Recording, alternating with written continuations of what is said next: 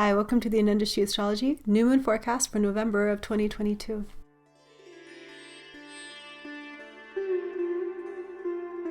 The moon is waning, its light is growing dimmer, the energy is diminishing. How are you feeling? The moon is waning, and on November 23rd at 2:57 p.m. Pacific time, the moon will conjoin the sun and then begin to wax again. Feeling quiet, maybe introverted, but also on the precipice of something new. A new chapter about to open, a hidden potential suddenly revealing itself to you. There's something really special about this new moon coming up. It is a new moon that is coinciding. There's a synchronicity that just a few minutes after the new moon cycle begins, the great planet of expansion, the guru, Jupiter, will station and start to move direct again. Jupiter has been retrograde since July 28th. While Jupiter retrograde actually creates a stronger energy of Jupiter because this is when his luminosity grows, there can also simultaneously be a sort of review, a sort of contemplation, particularly around themes that Jupiter rules, which are education, travel, expansiveness that involves your spiritual growth, children, family, and partnership and father. The path of Dharma and how we are supposed to get involved in this world is a big part of the lessons of Jupiter. Now, this new moon is also happening in the sidereal sign of Scorpio, which is a passionate place for the moon, and it's in the nakshatra of Anuradha nakshatra. Anuradha is a star of friendship, of unity and cooperation. This new moon has a lot to do with creating union, contemplating where you truly belong or who you truly belong to. It's a new moon of healing issues around exclusion or belonging, and reconnecting with true friends or making new friends as well. Anuradha is connected to the deity Mitra. Mitra is a god of friendship, an aditya of the sun, that wants to be friends with everyone, wants to unify, wants to make humanity work together. When you divide, you conquer. But when you come together in unity, you become much stronger. So this new moon has the potential to heal issues around belonging, exclusion. It can bring new friendships in. It can help you distinguish what a true friend is as well, and help you to understand how you can be a better friend to others. With Jupiter stationing at this point and also aspecting into this moon, along with Venus and Mercury, there's a kind of Saraswati yoga being formed. It's a kind of yoga of education and just wisdom and knowledge. So also bringing people together to study or to learn or to celebrate the arts, especially the classical arts. It's a time when culture can grow through our cooperation and coming together. Another interesting aspect is the fact that Mars is retrograde now. Mars will be retrograde until January 12th. So Mars, when he's retrograde, also, he, like Jupiter, gets stronger and brighter, but he also can create a sort of internal fire that maybe makes us hesitate or doubt or get defensive. Simultaneously, Mars is aspecting into Venus from Taurus, and it's creating a kind of parivartana yoga, meaning because Venus is in Scorpio with that new moon, and Mars is also in Taurus, opposite, they are in each other's signs and creating a mutual reception of energy, a kind of dance that Venus and Mars are doing right now. Now, this can be charismatic, it can be daring, it can be exciting, but it can also put pressure on relationships and because Venus and Mars are very different energies, we have to make sure to be also aware, especially with the opposite sex right now, how we engage and be sensitive to other people's feelings. Now, this is pretty close to Thanksgiving in the United States, when a lot of families come together to reconnect and eat together.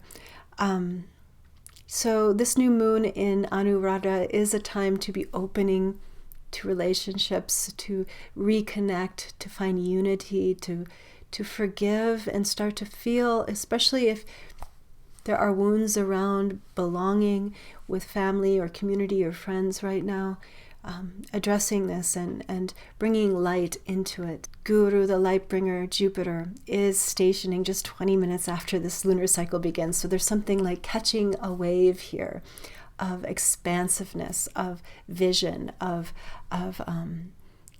luck, and riding it through the end of 2022.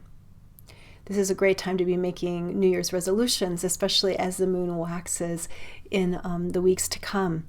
And if you would like to know more about 2023 and some of the astrology coming up, it's wild, some of it, some powerful eclipses and special days. I'm going to be doing another forecast coming up here on the 11th of December. We're going to be talking about important days of 2023, and I will include 2023 horoscopes for all 12 Vedic signs, so check that out. So let's just see what the tarot cards have to say about this new moon coming up in Anuradha Nakshatra.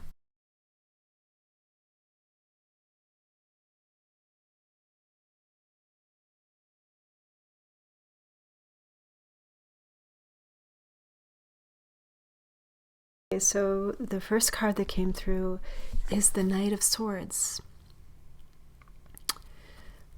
You know, one thing about this new moon is that both Venus and Mercury are combust, and they're very close together within 1 degree. This is sometimes called Graha Yuddha, or planetary war. They're very close and also combust the new moon. So there may be a feeling of being rushed, of needing to travel. Of course, a lot of people will probably be traveling around this time in the United States for the holidays.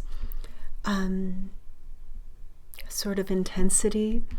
So, especially because Mars is retrograde, try not to feel frustrated with delays, or if things are not, or maybe going as you want, or maybe there's just too much intensity. Slow down if you can. The 10 of Coins. So much reminds me so much of this sort of Anuradha lesson. The idea that when we bring our energy, our resources together, when we unify, when we cooperate in the family and in the community, we become wealthier, we become stronger. We open doors for each other. So this is a time of unity, of reunion as well. And the major arcana card, this is Temperance, or the art card in this deck. You know, this is the card of cooking together, coming together, of creation, creativity. There's a lot of creativity in this new moon cycle, especially because of that powerful Venus-Mars yoga, that Parivartana yoga. There's this, let's make something new, something unusual.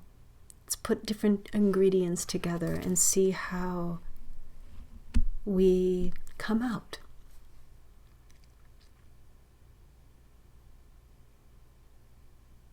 Sometimes it seems like things that couldn't possibly fit together come together and make the most amazing new experiences. Different ingredients make new foods.